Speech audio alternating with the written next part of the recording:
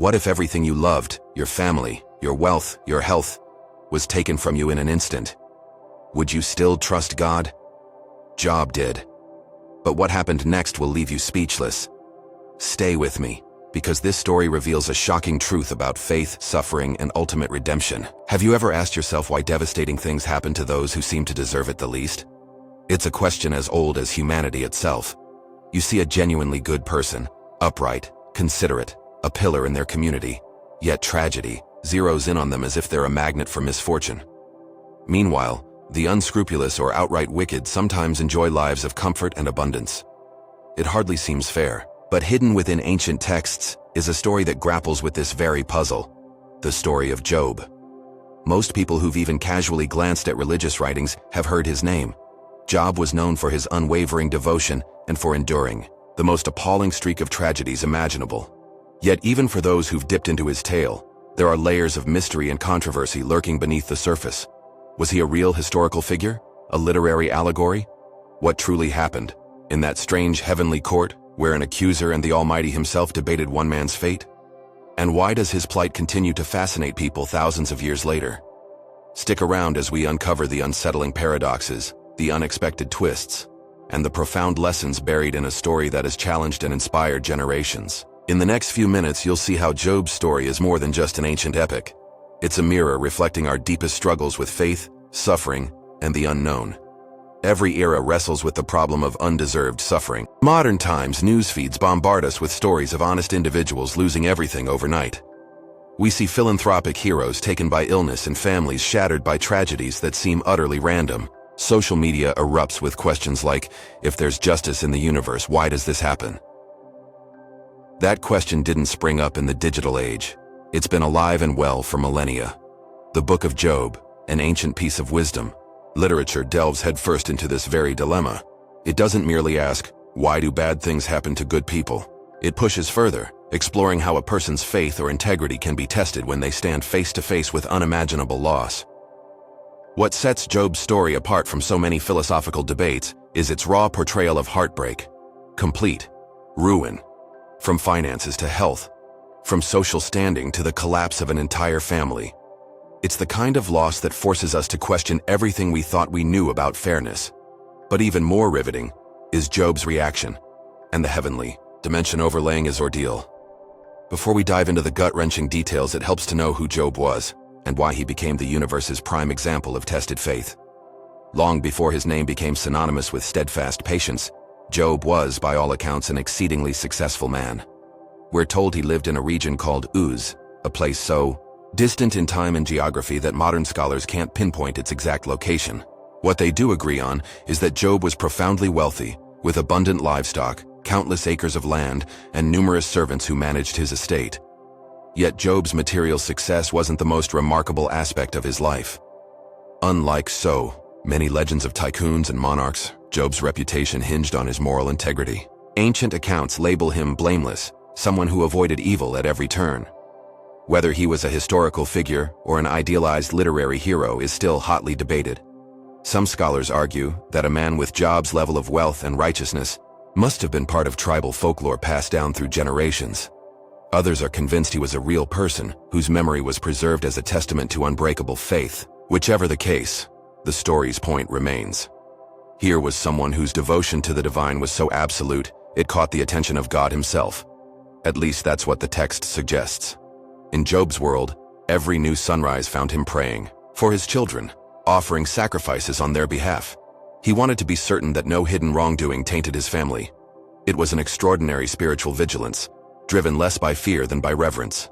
And it's precisely that devotion, that above and beyond righteousness, which sets the stage for the cosmic test no one saw coming. Imagine a realm beyond earthly sight, a grand otherworldly court where divine beings assemble.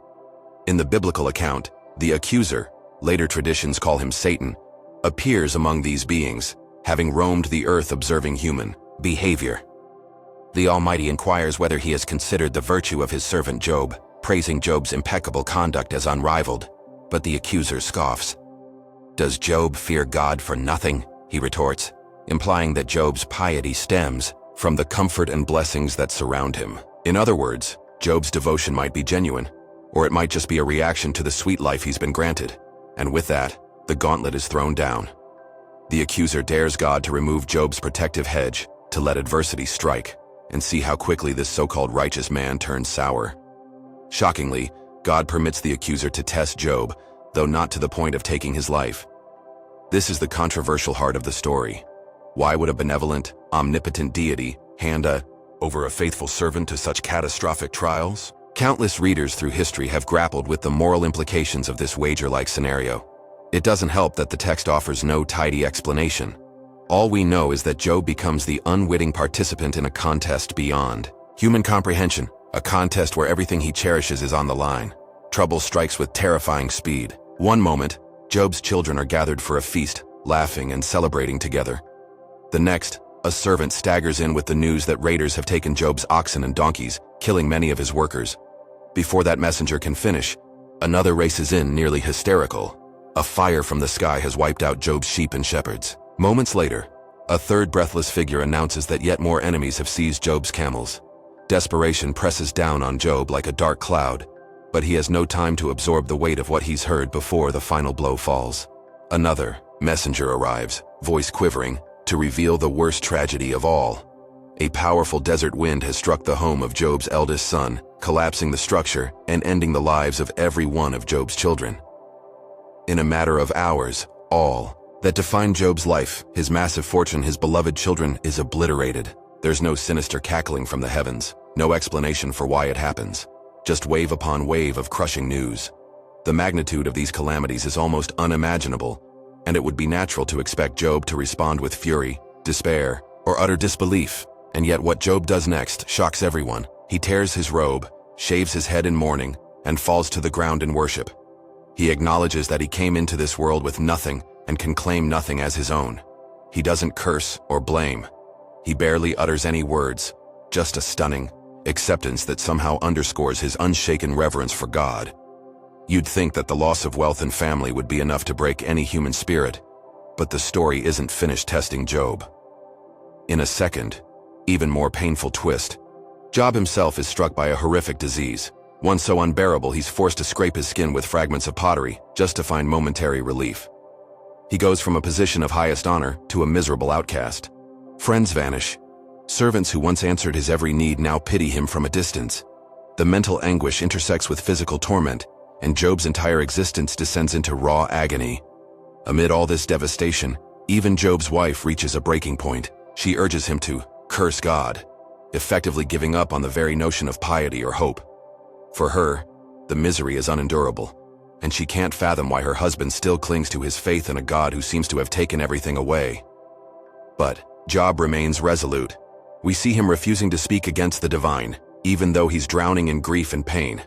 The question looms, how can anyone maintain such unwavering devotion in the face of utter ruin?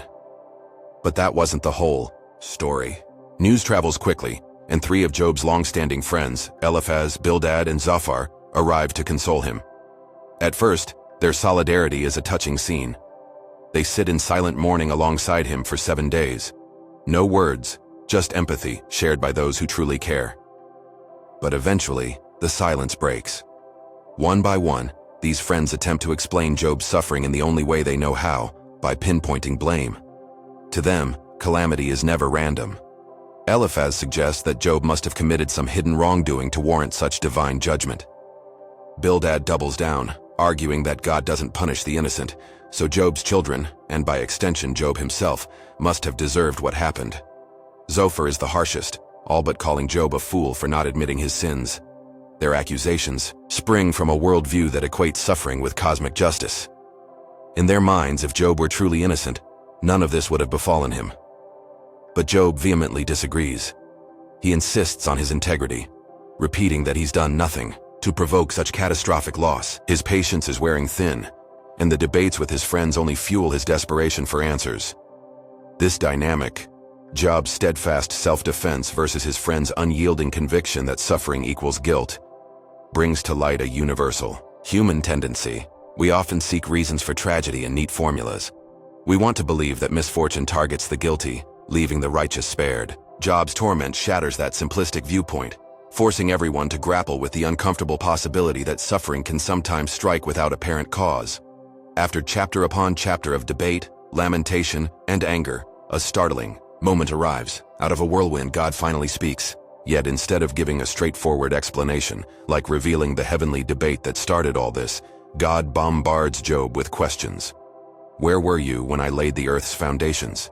Have you ever commanded the morning? Can you bind the chains of the Pleiades or loosen Orion's belt?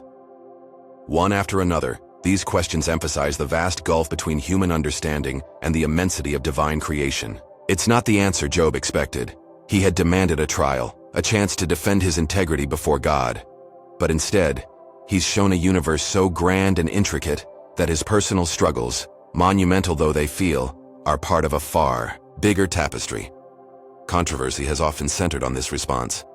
Why doesn't God address Job's suffering directly? Why does he highlight cosmic mysteries, from the depths of the sea to the wonders of the stars? Some argue that this speech is a gentle rebuke, reminding humanity that we can't possibly grasp every cosmic thread.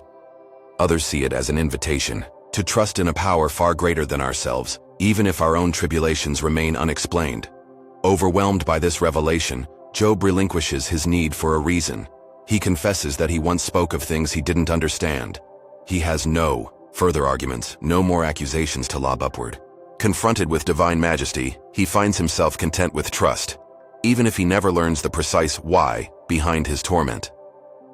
In a surprise twist, God vindicates Job in front of his friends, stating that they were wrong in their sweeping judgments. They must offer sacrifices and ask Job to intercede on their behalf. After Job prays for them, everything changes. His fortunes are restored twofold. He finds happiness again, remarrying, fathering new children, and living a long, prosperous life. At first glance, it looks like a fairy tale ending that ties up every loose thread. But a deeper look reveals a more complex message. God doesn't restore Job because Job cracked the code, or finally repented for some hidden sin. The restoration happens after Job surrenders the need to question God's righteousness.